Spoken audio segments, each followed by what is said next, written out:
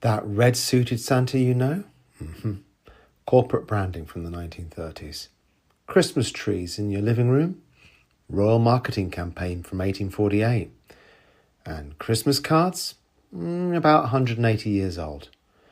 In fact, almost everything you think of as ancient Christmas tradition was designed, and some of them recently. When we picture traditional Christmas, we probably imagine something timeless, evergreen trees, handwritten cards, Santa in his red suit. It all feels settled, inherited, like it's always existed exactly as we know it. But the thing is, most of what we call Christmas tradition is pretty modern. Once you see how it was actually built, Christmas stops looking like folklore and starts looking like design. Really, really good design. Before Christmas even existed as a religious festival, midwinter already mattered. In Northern Europe, the darkest part of the year wasn't something people just endured. They marked it deliberately. They gathered, they shared food, and most importantly, they created light. Enter the Yule log. Not the dessert that we all know today, but an actual log.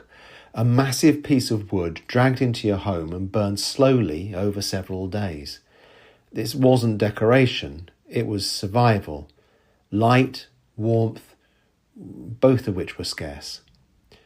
How long the log burned supposedly determined your fortune for the coming year.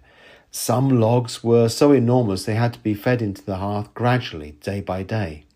Imagine that as your Christmas tradition. Please enjoy this log. It will be with us for the next week. It was inconvenient, it was labour intensive, and probably a fire hazard. But when light itself is precious, you make it ceremonial. So let's jump forward to medieval England, and Christmas evolved into something, louder. This is not quite the candlelit holiday we imagine. It's feasting, gambling, costume parties, and social chaos, sometimes lasting for weeks. At Henry VIII's court, Christmas was a performance. Hampton Court Palace hosted banquets, music, games, and disguisings. Basically, Tudor costume parties with an unlimited budget. The Yule log was still there, it still burned, but now it was spectacle as much as symbol. Christmas under Henry VIII was about demonstrating wealth and power. Reflection was not the goal. Excess was.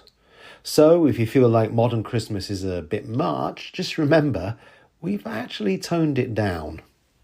So, when does Christmas that we might actually recognise start? For that, we need to jump forward again, but this time to Victorian England, the 19th century. This is when the holiday moves decisively into the home and becomes about family, children, and feelings. Perhaps the most influential figure was Prince Albert, Queen Victoria's husband. He brought German Christmas traditions with him, most importantly, perhaps, the decorated tree. In 1848, the Illustrated London News published an illustration of the royal family around their Christmas tree. The effect was immediate and enormous.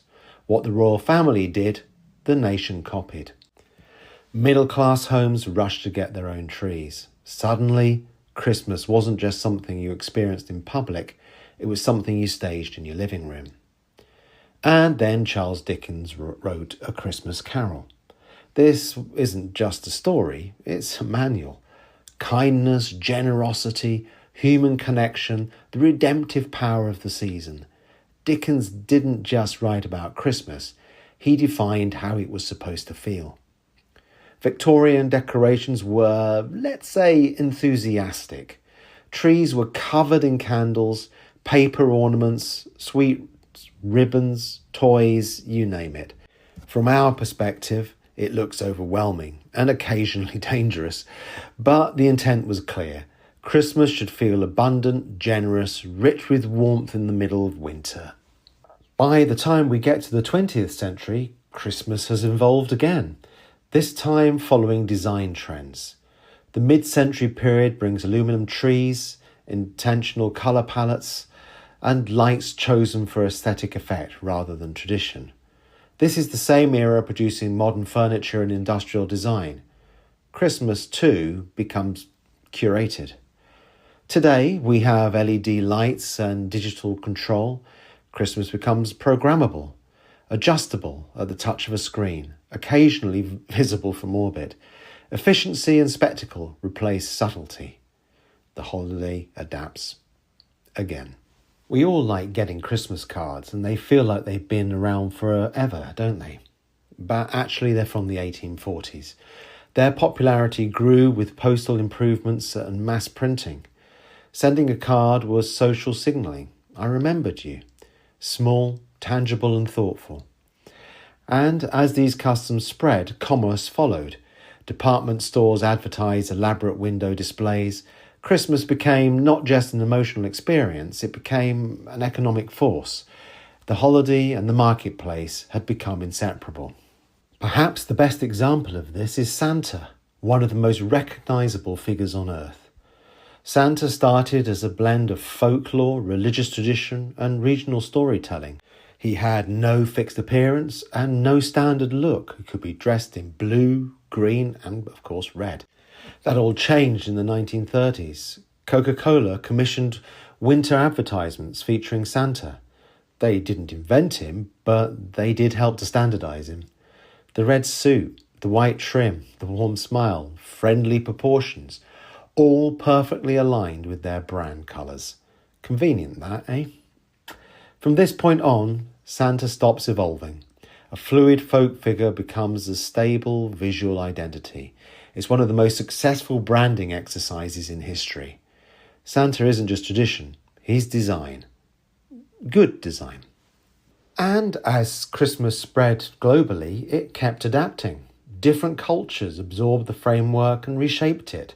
Religious in some places, romantic in others, centred on light and food rather than gifts. The flexibility is Christmas's secret weapon. It's not a fixed set of rules. It's a structure that invites reinterpretation.